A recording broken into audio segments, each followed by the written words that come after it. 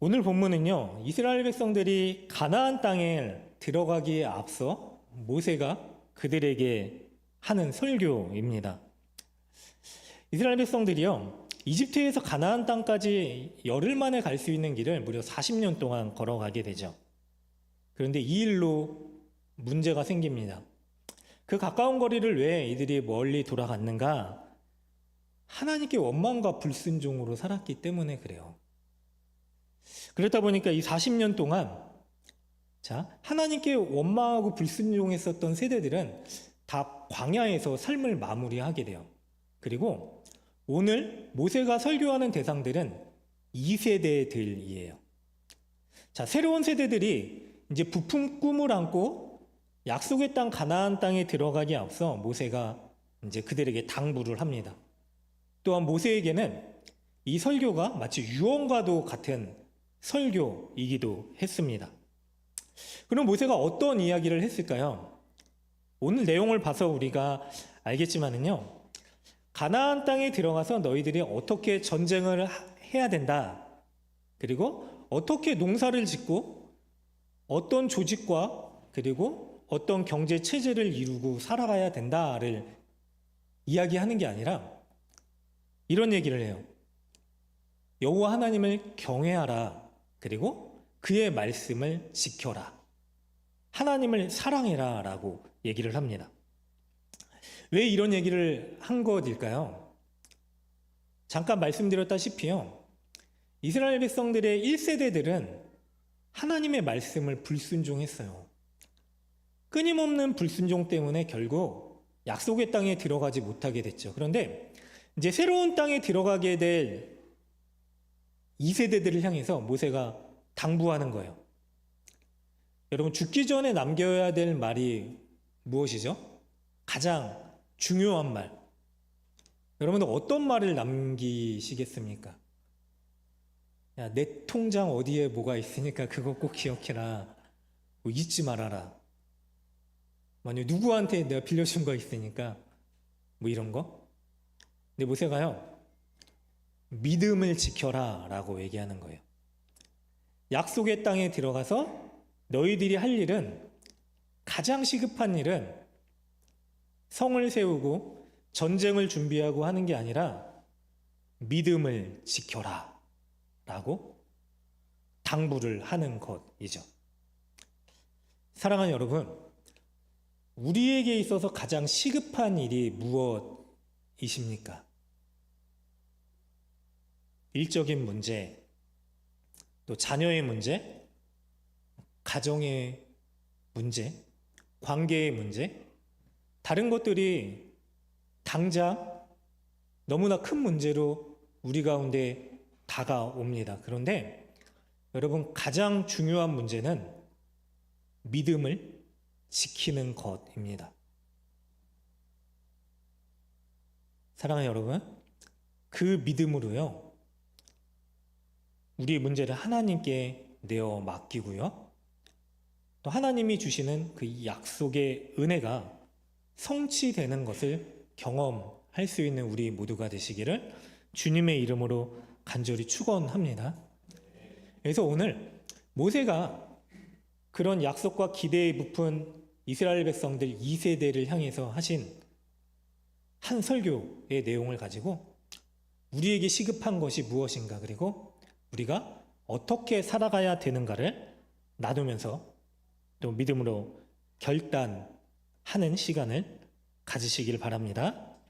먼저요, 모세가 이런 얘기를 합니다. 여호와 하나님을 경외하라. 2절에 보니까요, 곧 너와 내 아들과 내 자손이 평생에 내 하나님 여호와를 경외하며 내가 너희에게 명한 그 모든 규례와 명령을 지키게 하기 위한 것이며 또 내 나를 장구하게 하기 위한 것이라. 근데 경외하고 말씀을 지키라 라고 하면서요, 모세가 이런 얘기를 해요. 그러면 내 날이, 네가 장수할 것이다.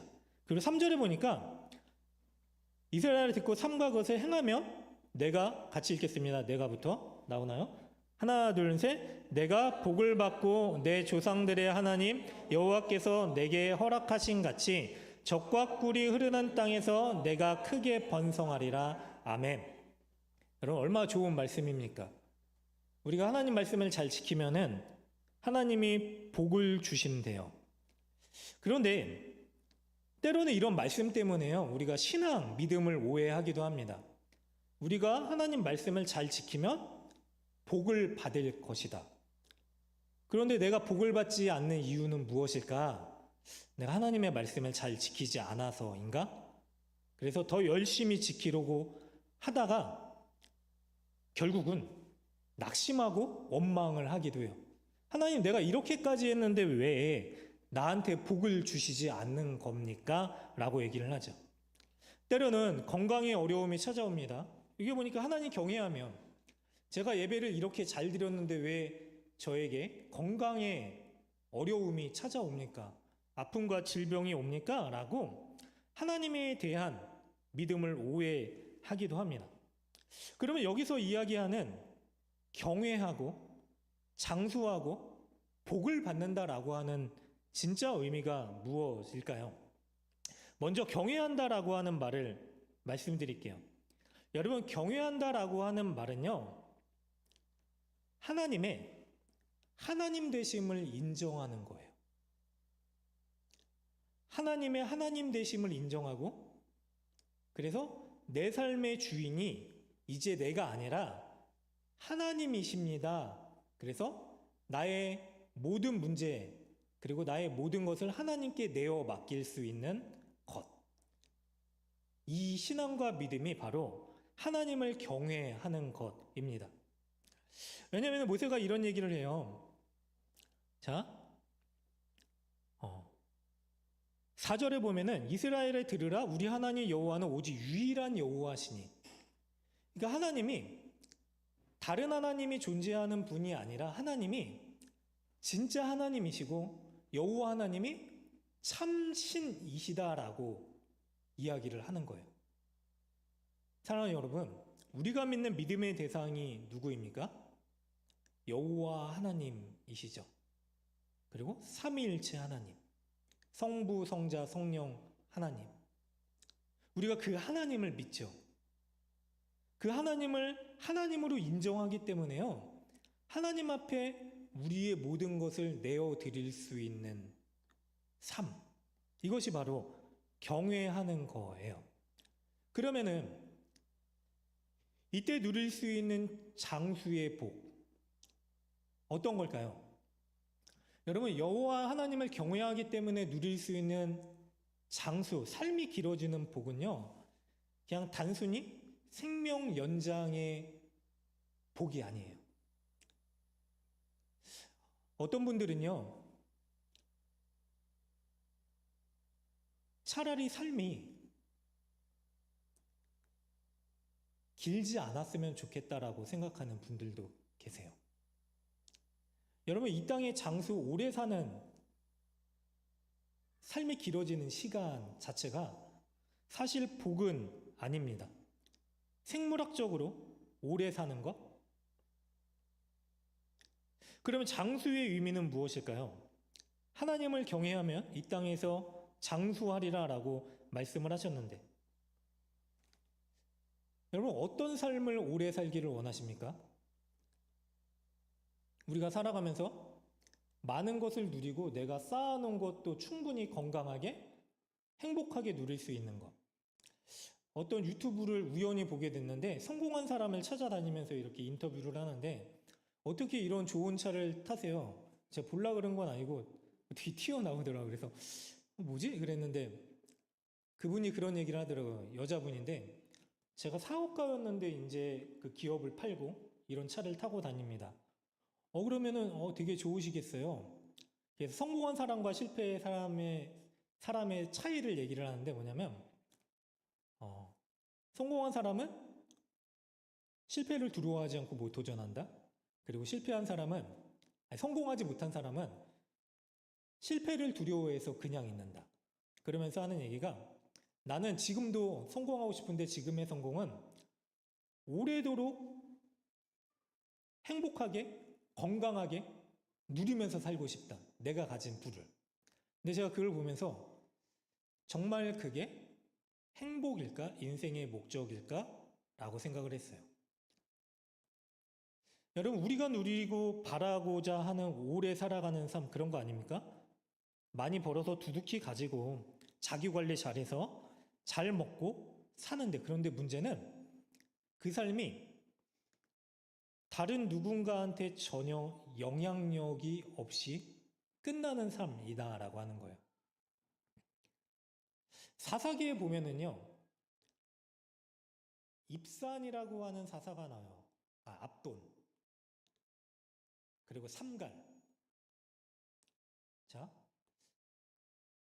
이 압돈이라는 사람이 성경에 나온 표현들이 그거예요. 그의 행적이 몇 줄 기록되어 있는데 자녀들을 많이 낳고 가축도 있고 그렇게 살았더라. 그러고 끝나요. 좀 이상하지 않아요? 성경의 다른 사사들은요, 어려움이 있고 문제가 있어도 결국 하나님께 쓰임받았다라는 것으로 기록이 돼요. 그런데 거기에 나온 사람들은요, 그냥 그렇게 잘 먹고 잘 사다가 끝났더라. 여러분, 우리가 그렇지 않습니까? 뭐 120년 동안 살고 충분히 쌓아놓고 살아가고 싶지만 결국 우리의 삶이 그렇게 끝났다라고 하는 거는 진짜 장수가 아닐 거예요. 그렇게 오래 살면은 의미가 있을까요? 성경에 나오는 수많은 사람들이요, 단명했어요. 짧고 굵게 살았죠. 그래서 우리도 짧고 굵게 살아야 된다는 건 아니고, 짧고 굵게 살아도요, 의미가 있었던 삶이잖아요. 하나님의 일을 이루는 삶이었어요. 여러분, 그래서요, 그들의 이름이 오래도록 남았어요. 이게 장수하는 거 아닐까요? 하나님을 경외하는 사람들이 이 땅 가운데 오래 산다라고 하는 거는 하나님을 주인으로 섬기면서 하나님의 뜻을 이 땅 가운데 오래도록 이룬다라고 하는 거이죠. 숱한 역경의 세월 가운데서도요, 수많은 사람들이 대가와 희생을 치러가면서 우리에게 믿음을 주었잖아요. 선교사님들이 수많은 희생을 통해서 우리에게 주신 그 믿음의 유산들이요, 그냥 단순히 우리가 오래도록 건강하게 잘 사는 것으로 끝난다라고 하면은 뭔가 그 희생을 치러가면서까지 준 믿음의 의미가 퇴색되는 것 아닐까요?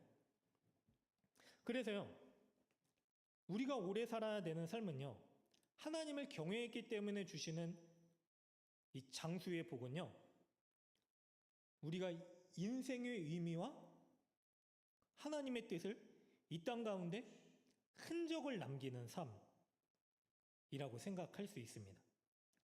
내 인생을 통해서요, 누군가 생명을 연장받는 거예요. 진짜 생명, 영생, 예수 그리스도의 복음이 연장되는 그러한 삶. 우리가 그렇게 복음을 받았잖아요. 또 두 번째, 우리가 복을 받는데요, 여러분 어떤 복을 받기 원하십니까? 수많은 복들이 있죠. 물론 우리가 예수님 믿기 때문에 뭐 예수님만 바라봐야 된다, 그래서 뭐 아예 이 복을 등회시시켜서는 안 돼요. 그렇죠? 우리가 하나님의 입장에서 보면은 하나님의 입장에서 아버지 되신 입장에서 우리가 잘 살기를 원하실 거예요. 어떻게 힘들고 고통스럽게 사는 것을 원하시겠습니까? 그런데 그게 다가 아니다라고 하는 거죠. 가끔 그런 드라마 봅니다. 엄청난 대기업의 회장님이 아들이 하나 있는데 망난이에요.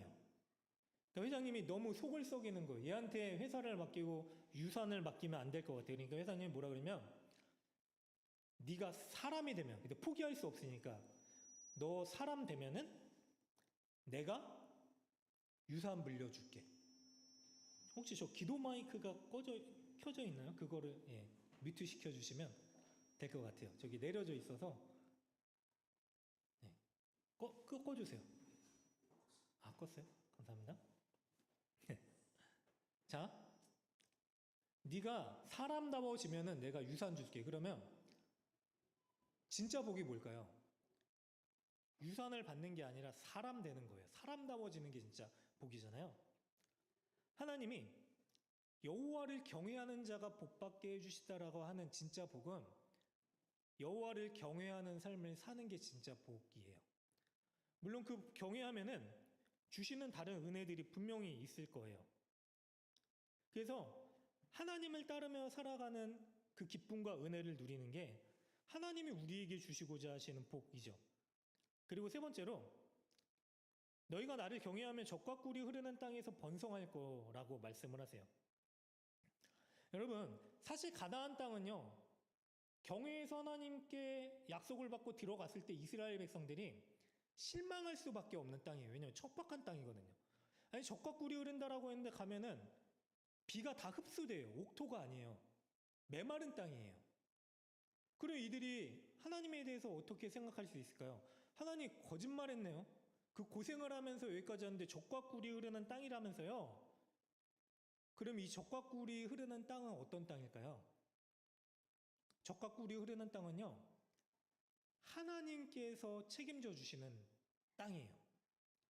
그 땅은요, 물을 머금을 수 없기 때문에요. 애굽에서처럼요, 큰 강이 흐르지 않기 때문에요. 어떤 땅이냐면 하나님께서요, 땅에서 물을 솟구치게 하는 게 아니라 하늘에서 물을 내려주시는 땅이에요. 여러분, 비가 어디서 내리죠? 하늘에서 내리죠. 하나님께서요, 날마다 이슬과 때에 따라 이른 비와 느린 비를 내려주시는 땅. 그리고 유대인들이 이 젖과 꿀이 흐르는 땅을 이렇게 해석했대요.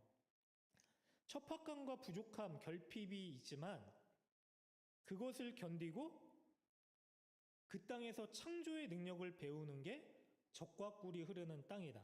그래서 그 땅은 위대한 선물이다. 여러분, 어려움이 왔는데요, 그것 때문에 낙심하고 원망하는 게 아니라 하나님이 왜 우리를 이 땅 가운데 보내셨을까?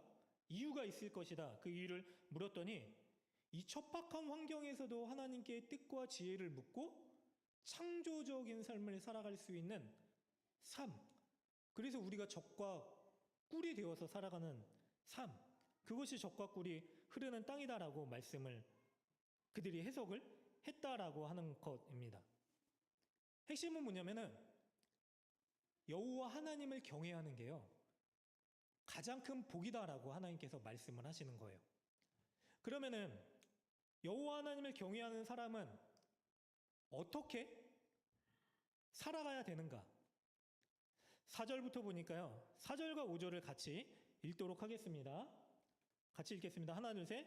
이스라엘에 들으라. 우리 하나님 여호와는 오직 유일한 여호와시니 너는 마음을 다하고 뜻을 다하고 힘을 다하여 내 하나님 여호와를 사랑하라 라고 말씀을 해요.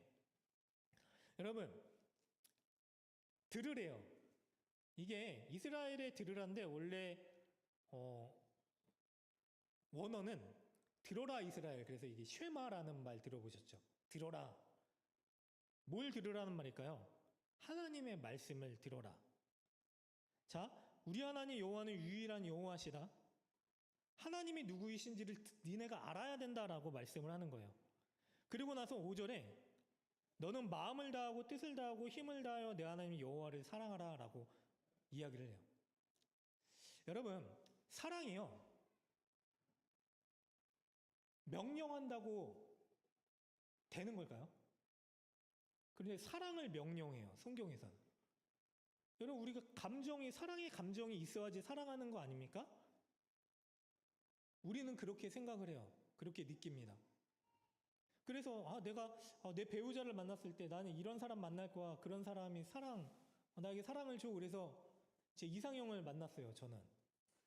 그런데 제가 듣고 있습니다. 이상형 만나는데 내가 사랑하니까 사랑하는 거잖아요. 그런데 그게 아니에요. 자, 부부 관계를 볼게요. 성경에서는 하나님과 우리의 관계를 부부 관계로 표현해요. 하나님이 신랑 되시고 우리가 하나님의 신부다. 이게 어떤 의미냐면 완전히 연합된 결합으로 우리가 함께하는, 하나님과 함께 살아가는 존재다라고 말씀을 하시는 거예요. 그런데 만약에 내 배우자가 내 사랑이 식었어. 근데 다른 사람이 나를 막 감정이 들게, 이거 어떻게 됩니까? 이거 문제 있는 겁니다. 맞죠? 문제가 있는 거예요. 큰일 날 소리 하는 거죠. 자, 그래서요, 그 배우자한테 얘기하는 거예요. 너 나를 좀 사랑해줘. 사랑해야 돼. 사랑해야 돼. 우리는 그런 그냥 감정 때문에 흔들리는 관계가 아니라 우리는 약속의 관계야. 우리가 서로 사랑하기로 약속하고서 결혼한 관계잖아. 라고 얘기를 하는 거죠.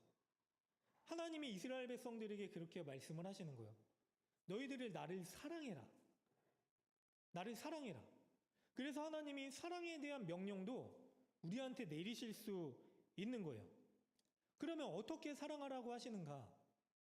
여러분, 우리가 정말로 하나님께서 말씀하신 대로 5절에 보면은 마음을 다하고 뜻을 다하고 힘을 다하래요. 이게 어떤 의미냐면요. 마음은 이게 장기예요. 내장들. 그러니까 이스라엘 사람들은 이 내장과 같은 깊은 곳에서 의지가 일어난다라고 생각을 했어요. 그러니까 우리의 온 의지와 마음을 다해서 하나님을 사랑하래요. 자, 뜻은 무엇이냐면요. 뜻은 생명을 다하는 거. 그래서 유대인들은요, 이 말을 네 목숨을 다하기까지 하나님을 사랑하라라고 하는 의미로 받아들였다고 합니다. 힘을 다하여 내 모든 노력을 다하여 너의 모든 능력을 다하여. 여러분, 그러니까 내 모든 것을 다하여 하나님을 사랑하라고 하는데 우리가 어떻게 그렇게 사랑할 수 있을까요? 사실 하나님은 사랑을 주시는 분이지 우리가 사랑을 드릴 만한 분이라고 생각하는 게 쉽지 않잖아요. 그럼 우리가 어떻게 하나님을 사랑할 수 있는가? 하나님이 나를 얼마나 사랑하셨는지를 알면은 우리가 그분을 그렇게 사랑할 수 있습니다. 여러분, 하나님이 여러분을 사랑하십니다. 너무나 많이 사랑하십니다. 하나님이 먼저요, 마음과 뜻과 힘을 다해서요, 우리를 사랑하셨어요. 예수님이요, 하나님의 사랑 때문에요, 하나님께 버림받기까지 우리를 향한 하나님의 뜻을 이루셨습니다. 죽기까지 온 힘을 다하시고요, 십자가에 못 박혀 죽으셨습니다. 그리고 죽으시고 살아나신 이후에도 우리를 사랑하셔서요, 보좌 우편에 앉아서 우리를 위해서 간구하고 계세요. 예수님은요, 우리가 그럴 만해서 사랑하신 게 아니죠. 이미 죄악투성이었고요, 하나님을 향해서 원망과 분노와 조롱으로 일삼았었던 우리를요, 하나님이 사랑하시기로 하셨기 때문에 그분의 뜻을 따라 사랑해 주신 거예요. 그래서요, 요한복음 3장 16절에 우리가 잘 아는 말씀, 하나님이 세상을 이처럼 사랑하사 독생자를 주셨으니 이는 그를 믿는 자마다 멸망하지 않고 영생을 얻게 하려 하심이라. 하나님이 이토록 우리를 사랑하셨다. 로마서 5장 8절에 우리가 아직 죄인 되었을 때에 그리스도께서 우리를 위하여 죽으심으로 하나님께서 우리에 대한 자기의 사랑을 확증하셨느니라. 여러분, 사랑받을 만하지 않는 우리가요, 하나님의 사랑을 받았어요. 여러분, 이유를 막론하고요, 끝까지 우리를 사랑하셨다라고 하십니다. 그래서 우리가 하나님께 사랑을 드릴 수 있는 거예요. 제가 어릴 때, 지금 생각으로는 아마 7살, 8살쯤 되었을 것 같은데 저희 어머니가 저를 데리고 철야 기도를 다니셨었어요. 밤에 새벽까지. 하루는요, 그때 몸이 굉장히 아팠던 것 같아요. 제가 막 으슬으슬하고 뭔가 막 속도 안 좋고, 근데 걸어갈 수 있는 거리인데 뭐 저희 집이 형편이 뭐 좋은 것도 아니었고, 아들이 아프니까 어머니가 택시를 잡으시고 그 새벽에 택시를 타고 가는 거예요. 근데 그것도 되게 미안하더라고요. 내가 안 아프면은 그래도 우리 엄마가 나 때문에 돈 안 써도 되는데, 그런 생각이 들어요. 어린 나이에도. 근데 제가 그만 울렁울렁 하다가 오바이트를, 뒷자리 택시가 그 안이 시트가 졌고 완전히 더럽혀졌죠. 그 기사분이 엄청 속이 상하죠. 아니, 토론할 것 같으면 얘기를 해야지. 막 그러면서. 저희 어머니가 저 때문에 머리를 계속 조아리시는 거 죄송합니다. 죄송합니다. 그리고 이 CTV 세탁비 드리겠습니다. 얼마를 드리면 됩니까? 그리고 한 몇만 원을 드렸던 것 같아요. 그때 택시비가 몇천 원이 안 되는데. 제가 너무 죄송한 거예요. 아니, 그 몇천 원 택시비도 너무 죄송했는데 나 때문에 그런 거금을 어린 나이에도 지불한다? 어떡하지? 너무 죄송하고. 어머니가 계속 막 머리를 조아리시고 막 옷으로 그거를 닦으시는 거, 시트를 다 닦아내시고. 그러면서 죄송합니다, 죄송합니다.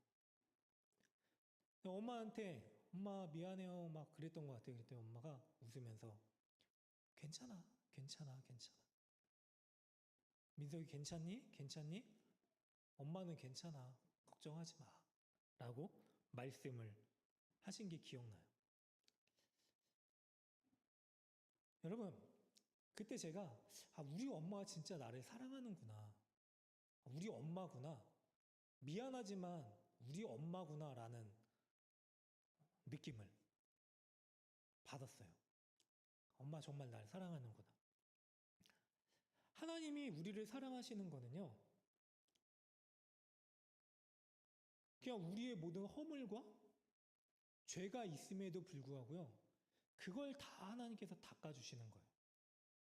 자기의 피로, 자기의 생명으로. 여러분, 응당 우리가 하나님께 드려야 될 반응은 뭐냐면요, 하나님 죄송합니다. 왜 그러십니까?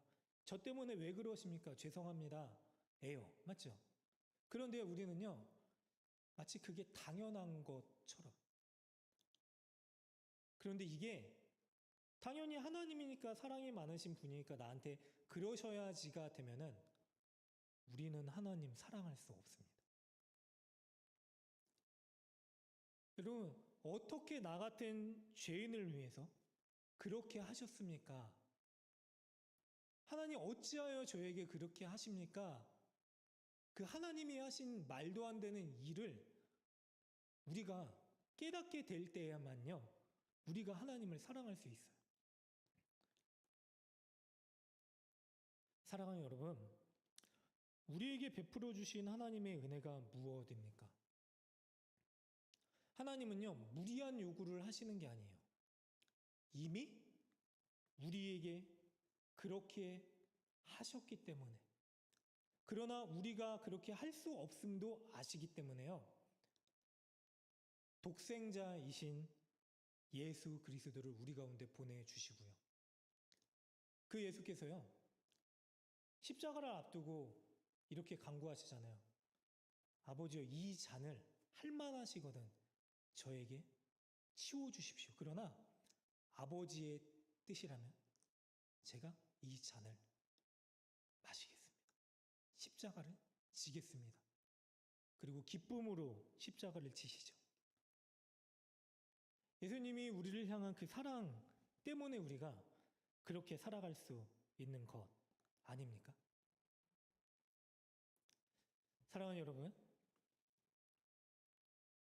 그 하나님을 경외하는 게요, 그 하나님을 사랑하는 게요, 우리에게 가장 큰 은혜이고 복입니다.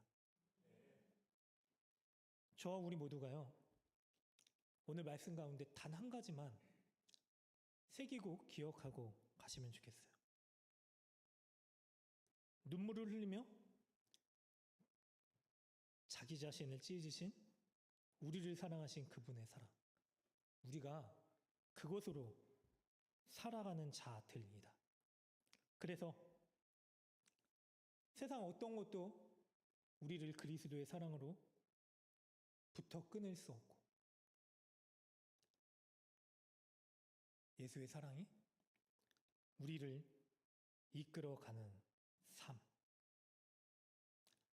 그 은혜를 꼭 붙들고요, 날마다 주의 사랑 안에 거하며 살아갈 수 있는 저와 우리 모두가 되시기를 주님의 이름으로 간절히 축원합니다.